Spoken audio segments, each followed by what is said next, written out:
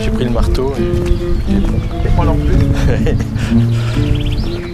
Donc là on se situe, on est sur la commune de Marcourt. Marcourt, voilà. Donc on monte sur le volcan du Montaubourg, qui est au-dessus du château de Goutloff. Donc le Montaubourg, qui est un vieux volcan, et qui a un peu des veines calcaires par rapport aux autres pics du forêt. La ville de Boin, et là on voit le hameau des Ginchins à Laigneux.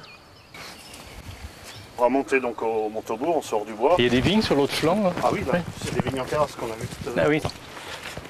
Là on est sur les flancs du volcan, alors pour quelqu'un qui rêve de volcanisme il peut être déçu parce qu'on ne va pas arriver dans un cratère volcanique. Mais bon, faut se rappeler quand même que ici c'est une histoire qui a démarré il y a à peu près 62 millions d'années. Bon, le gros moment du volcanisme dans la forêt c'était il y a entre 20 et 10 millions d'années. Donc des pitons volcaniques qui sont quand même pas mal érodés. Donc devant nous là on en voit deux là. Le pic de Sainte-Anne de Marseille où il y a le château. Ouais. Et puis le mont d'Uzor, il y avait une carrière autrefois qui n'est plus exploitée.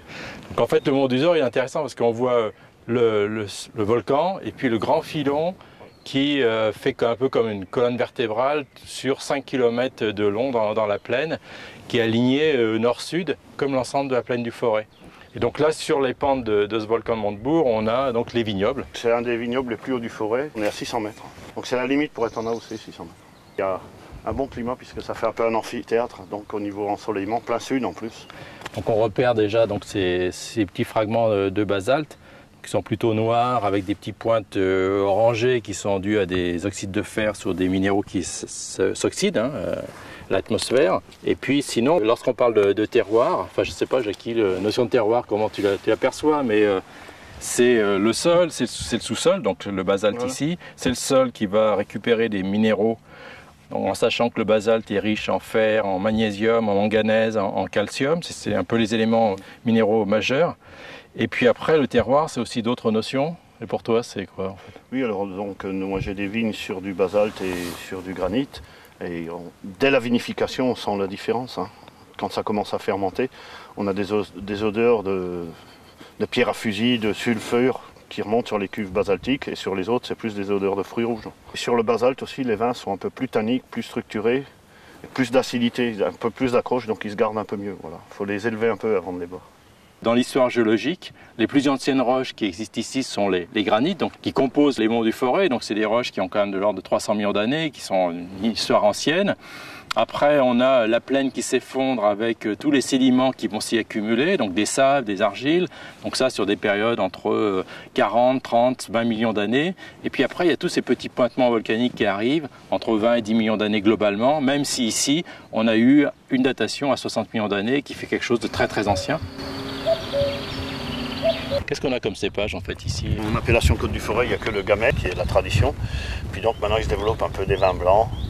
Donc par exemple à Saint-Romain-le-Puy, on a des collègues qui ont fait du Viognier qui marche très bien sur le basalte. Qui est, au niveau aromatique, c'est extraordinaire. Il y a 6 ou 7 hectares de chardonnay par ici, qui sont plutôt dans les bas.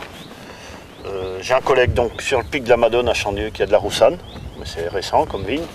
Et donc moi j'ai un pinot gris sur le pic de Montverdun, sur du basalte, et j'ai un autre pinot gris à Marseille sur du sable, sur du granit. Ce qu'on voit bien en fait, c'est que le basalte s'altère en boule, qu'en fait il y a un peu il se fracture, et autour de ces fractures, petit à petit, bien l'érosion, l'altération fait qu'on a comme ça ces altérations en boule. Le basalte, c'est très joli, enfin très joli pour un géologue. On voit dans les fractures du basalte en fait des niveaux de calcaire, de calcite, de carbonate de calcium qui sont en fait dans ces zones un peu de fracturation. Et donc, tout à l'heure je parlais des débits en fait, et là on retrouve par exemple le débit un peu en boule de ce basalte. C'est quoi l'histoire des plantations? La plantation large, plantation étroite? Une plantation large, c'est à 2,50 m sur 1 mètre, donc il fait 4000 pieds hectares.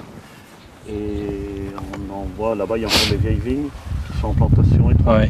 On ne passe pas avec un tracteur. Quand on a des vignes larges, on a des palissages beaucoup plus hauts, pour avoir une surface foliaire pratiquement équivalente à une vigne. La surface foliaire, donc c'est la feuille par la photosynthèse et la chlorophylle qui transforme en sucre. Et après devient l'alcool dans le vin. Ouais, donc là on est en fait sur des terrains qui sont beaucoup plus anciens de l'ère primaire, donc 300 millions d'années, les granites, tous ces granites qui forment les monts du Forêt.